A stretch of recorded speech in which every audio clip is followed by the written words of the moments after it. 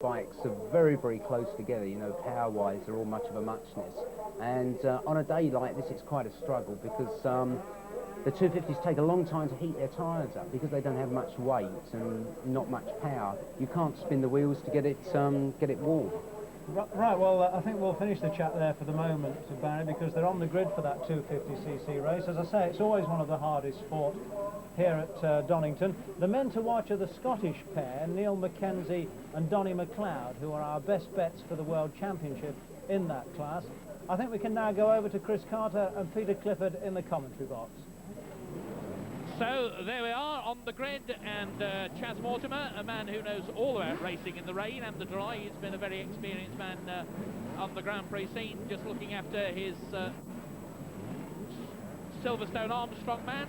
Chas Mortimer, the man in the background holding the umbrella, and Donny McLeod, the older of the two Scots who form the backbone of the Silverstone Armstrong squad there. 2 seconds faster in practice than anybody else. Next to him, Mick Crick, a Yorkshireman who's already started the season in fine form. Neil Mackenzie, well, Neil, not the greatest fan of wet weather, teammate to Donny McLeod. Then Dave Butler, a young man from the tiny village of Stoke Golding, where they breed more road racers than most people have hot dinners. And then a young man from Lancashire, who I have great faith in, Jeff Fowler. He's good in the wet to dry. So a talented lineup on the front row of the grid. And although the times say that McLeod was 2 seconds faster, McLeod would certainly doubt that, because he said he had some sort of ignition problems all through the practice, and his bike has been firing all the time. So I think that racing is going to be very much closer than the 2-second advantage on the practice time would indicate. McLeod, Crick and Mackenzie, we should see some real fireworks from them. So McLeod and Mackenzie. Mackenzie, a man who broke lap records at something like 16 tracks, or 16 occasions last year.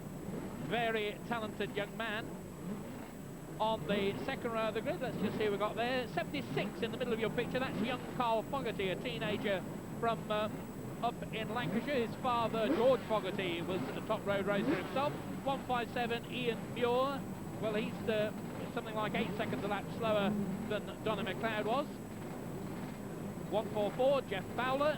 Next to him, 175, Dave Butler.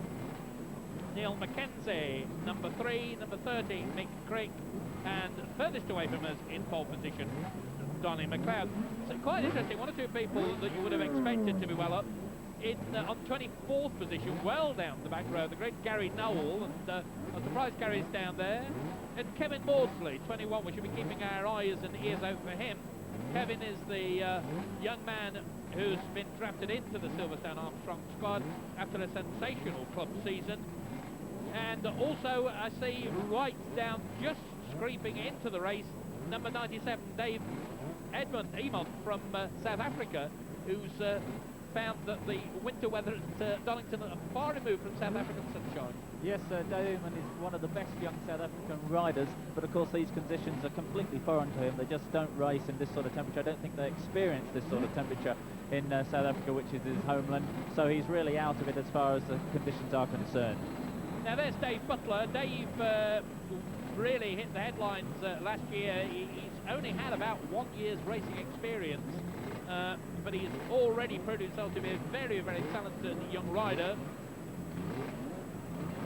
So McLeod then in the pole position, Mick Crick next to him, Neil Mackenzie, and Mackenzie, I repeat, took a tumble in the rain at Brands Hatch on Good Friday.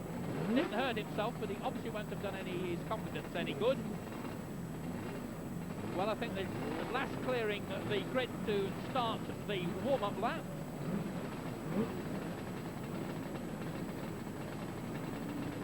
And of course, one of the interesting things as we see the riders go away on the warm-up lap is that the fastest, most fancied runners, McLeod and Mackenzie on the Silverstone Armstrongs, are riding British-built machines. The engines may come from Austria, but all the frames and a lot of the cycle parts are built in Bolton. So that's really a British effort which is going to carry forward onto the World Championship trail and stands a very, very real chance of giving us some success. We'll have these men on the rostrum at the Grand Prix against all the work stars before the end of the season, I feel sure. Well, the 250cc class, always one of the most competitive. You see the yellow and red striped flag there, which is the oil flag, also to indicate the track is slippery. Obviously no oil out there, but the rain has left crater curves in a slippery condition, and the oil flag goes out there to warn competitors. And this is called the warm-up lap. There's not an awful lot of warming up that you can do to the tyres. Really have to get a little bit of temperature in them, but one of the main things the riders have to do now is to check out where the puddles are, if there's any standing water, which of course is a lot worse than just water lying in the grains of tarmac, and they'll be sorting out the lines, looking at where it seems most slippery and avoiding those positions. Because of course these machines do aquaplane just as a motor car would, but of course without the four wheels to help stabilise. Yes, certainly down the straight when you get up to 120, 130 miles an hour, if you hit a puddle of standing water there, the tyres are liable to ride up on the water and you can lose control even going down the straight. And the leaders just coming into the S's, which is of course the turning off point from the old circuit onto the new, and onto the new section, which extends the Donington circuit from the 1.95 mile track that it was to 2.5 miles. And another important thing to do at this point is psychologically the riders have to get themselves up to speed. They don't have just to warm up the tyres, they have to warm themselves up, convince themselves that they can go fast in these conditions, which are really liable to put them off when they sit on the grid. Well, I think I should merely just convince myself that I want to be back in the caravan and not racing at all, Peter. Yes, it's a psychological battle the guys have to face. They have to charge off the line just with a determination to attack this race at a certain speed. Well, these are lightweight motorcycles, powerful engines, genuine out-and-out racing motorcycles, all fairly equal in performance and comparison, and it would not surprise me, Peter, to say the very least, if one or two actually go on their ear in the early stages. Yes, there are a lot of young and inexperienced riders out there, and even some of the most experienced men can make mistakes in these sort of conditions. And we can see the Armstrong men at the far side of the front row having a look at the machines.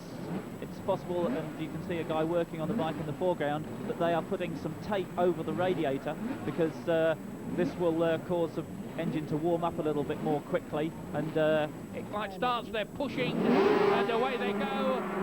And it's young Dave Butler, well, not so young, in fact 24 years of age. Dave Butler was the one who led the charge, but he's lost out to Carl Fogarty. 19 years old Carl Fogarty, a teenager, is the man who's gone charging into the lead.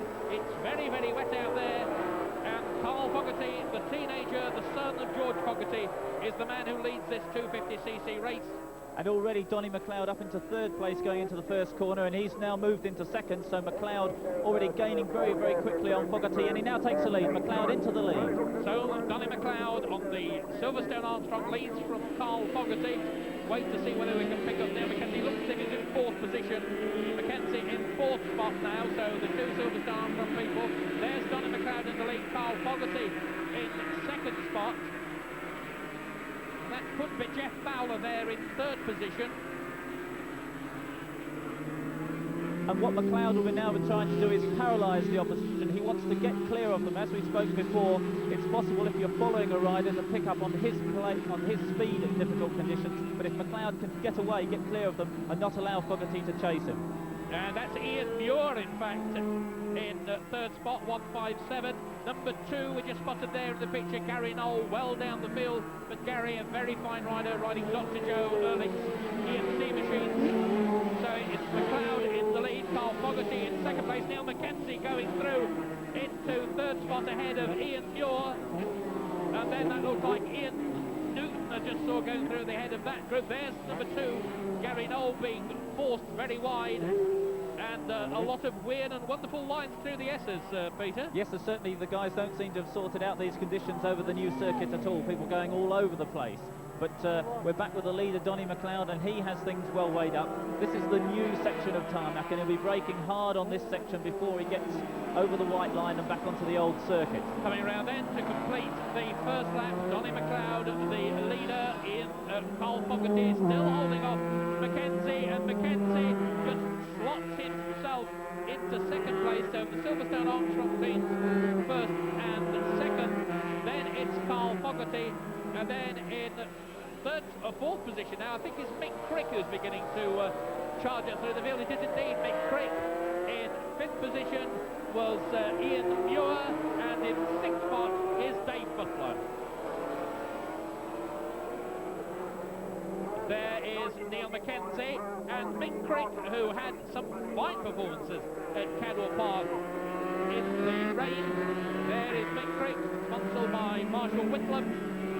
Mick from Yorkshire, one of the products of the Marlborough Clubman series. And Mick Crick has not given up hope of forcing his way past Neil Mackenzie. We're watching the battle for second and third place. Donny McLeod pulling further away. Well, these, of course, are the new bikes that Silverstone Armstrong have developed for the coming Grand Prix season, Peter. Yes, the leading two machines are new bikes indeed. They're revised versions of what they raced last year. New frames with the latest Rotax engines. They're all new, and they're developments of last year's bikes. Better, they've got more horsepower, they're easier to work on, and all-round better machines. They've put a lot of time in the wind tunnel testing, new bearings, new front mudguards, and they're certainly proving to be an advantage. And the battle still very much, and there you see Mick Crick in trouble. Thought about overshooting him, he was out, certainly ran into trouble up braking, and that could well have cost him any chance. Donny McLeod there, the race leader, a canny Scotsman. Well, Donny didn't have the best of seasons last year, but he started actually to do physical training, started running and swimming and all that sort of thing. And he said he's never felt fitter, never felt better. He's got a very good motorcycle, he's got a good team behind him, and these sort of results are just the way to start the season as you mean to go on. So the Silverstone Armstrong duo, Donny McLeod and Neil Mackenzie, up by 4 and 3, lead the 2-4 Sports 250cc race. And McLeod, the leader, Neil Mackenzie in second place. And those two men having to work very hard at their concentration. McLeod's got nobody to follow. Mackenzie can see his teammate in front of him. And we've got a four-man dice in the picture now. And heading that group, I think it's 157 Ian Muir, but he's getting fairly desperate behind. And the man in the middle who's doing the bobbing and weaving is number 34, that's Ian Newton. Ian Muir 157 is leading that group. Ian Newton is in second place, which would in fact put him 6th. So that's 5th, 6th, 7th and 8th we're watching.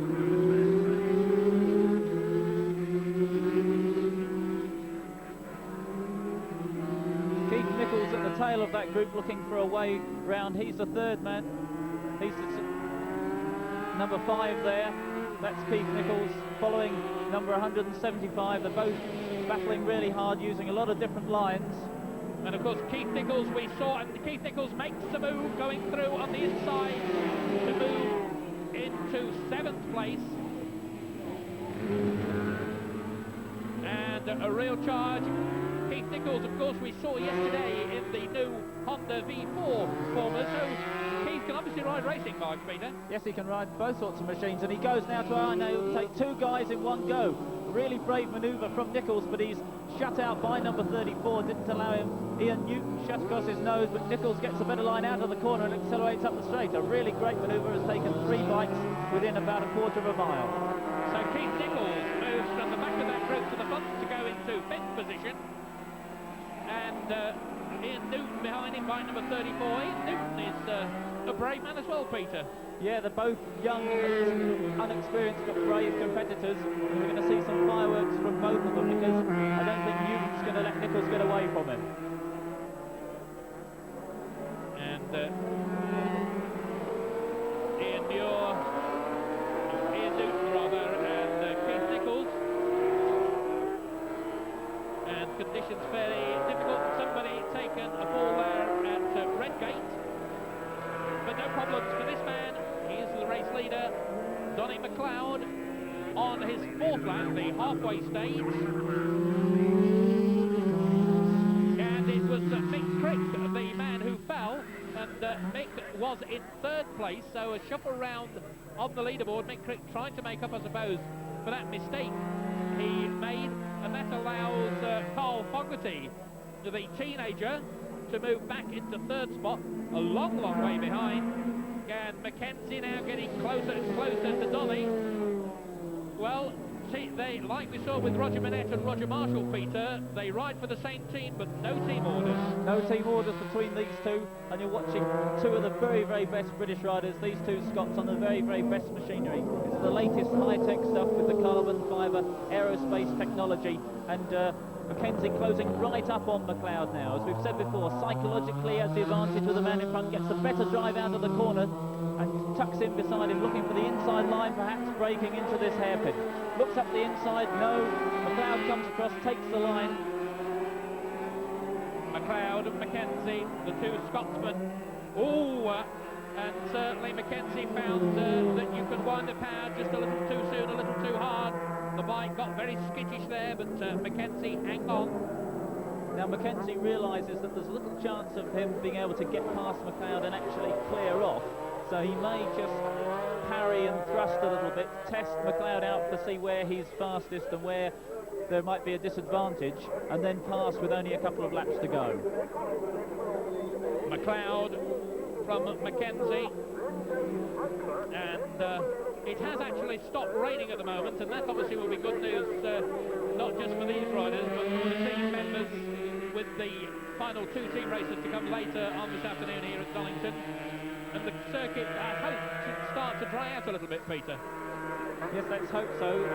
It's so cold that there's little chance of it actually drying towards the end of this race, which would, of course, upset the tyres. And you notice McLeod seems to have the better drive out of that corner. He got the power on earlier and got away from Mackenzie a little bit, and Mackenzie realises that's something he's going to have to sort out before the end of the race if he's going to pass on the last lap. Well, Mackenzie's bike seems to be sliding around a lot more than Donny's does, and whether that will have persuaded Neil to settle for second place remains to be seen. And again, Mackenzie closing the gap here. It was on this new section of the circuit that Mackenzie had a go. And Mackenzie within striking distance now of McLeod. Neil Mackenzie, reckoned by many people to be Britain's finest young rider. They believe he's going to be the man who could go on to be, perhaps, dare I say, the next Barry Sheene, and he takes the lead. He's got the inside line, and he goes into the corner very quick indeed, and McLeod goes back to the inside line, and the door was closed. Well, a change of tactics there from Mackenzie. Yes, both of them use different lines there. Mackenzie going around the outside of a hairpin, that's an unusual manoeuvre, but what he'd seen was that the track was better drained a little bit further out, and the fact that he could drive out of the corner better, there wasn't as much standing water, and he used that to drive out of the corner and up the inside of McLeod going into the left-hand hairpin. And now he obviously has decided that he can get away from his teammate, and he's pressing on very, very hard now. He knows that he's got to break the gap between them, get clear, and you saw the back end step out, and this is a crucial moment for Mackenzie, because McLeod's going to try and come back at him while Mackenzie's going as very much as fast as he can. 5 laps gone in this race, and in fact Mackenzie trying a little bit too hard there because he missed the apex on that corner. He went into it a bit too wide, and that allowed McLeod to get back up to him.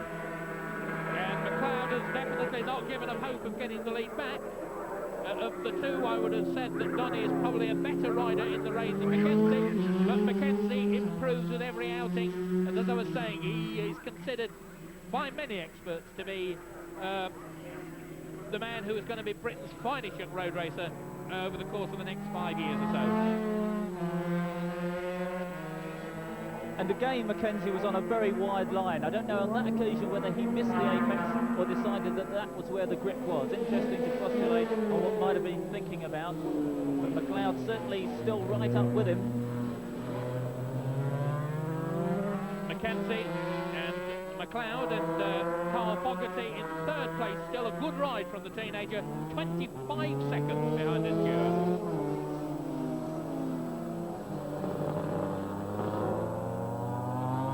This time Mackenzie goes a little bit tighter on the exit, and he pulls away now from McLeod. They're coming around now to complete their 6th lap. 2 more laps to go.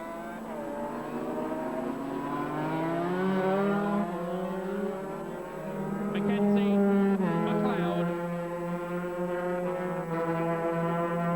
Neil Mackenzie, a thinking man's motorcyclist. He got 7 O-levels and believes that you can think your way to success every bit as much as ride your way to success.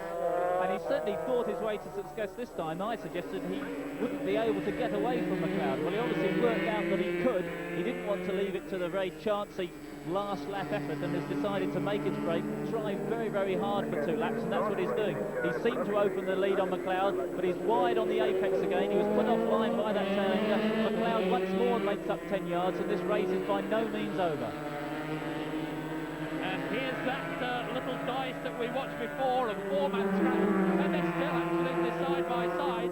And this time joining them is a new man, that's Peter Hubbard, the Lincolnshire man, who gets in the inside of Ian Newton, and Ian Newton said, no thank you very much indeed, you can get behind me while we go around Redgate. Peter Hubbard on bike number 11 has come charging up through the field. He was down in 10th place at one stage, and he's now up into 8th spot in the middle of this group. The leader of the group is still 157, that's Ian Muir. He's in 5th position. 6th is number 34, Ian Newton. Then it's Peter Hubbard, and behind that pair is 175, Dave Butler from Stoke Golding.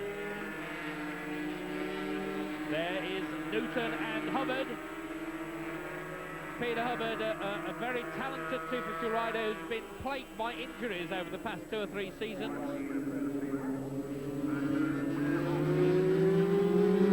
And Newton opening up the gap over Peter Hubbard, with Dave Butler at the back of that quartet. Out in front still, number 157, Ian Muir in 5th position. Then Newton, then Peter Hubbard, then Dave Butler.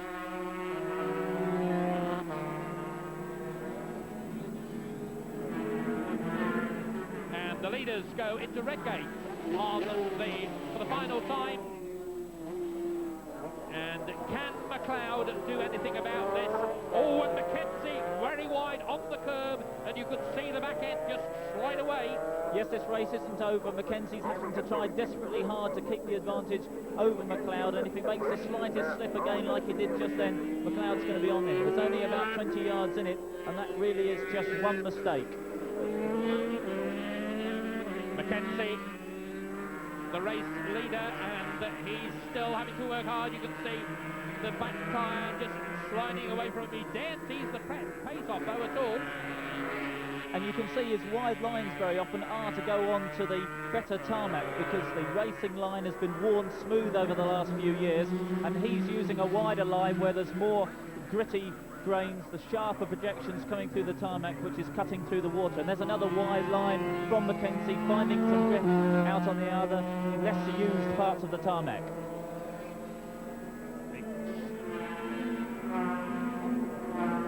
Mackenzie and McLeod, it's final decision time for McLeod. Mackenzie's got past the slower man. That was Raymond Beers, who was the sandwich between the two Silverstone and Armstrong people, and McLeod has got past as well. Hard on the brakes for Melbourne, hairpin for the very final time in this 2-4 Sports 250cc race. And I don't think McLeod can do anything about it, but he's trying ever so hard.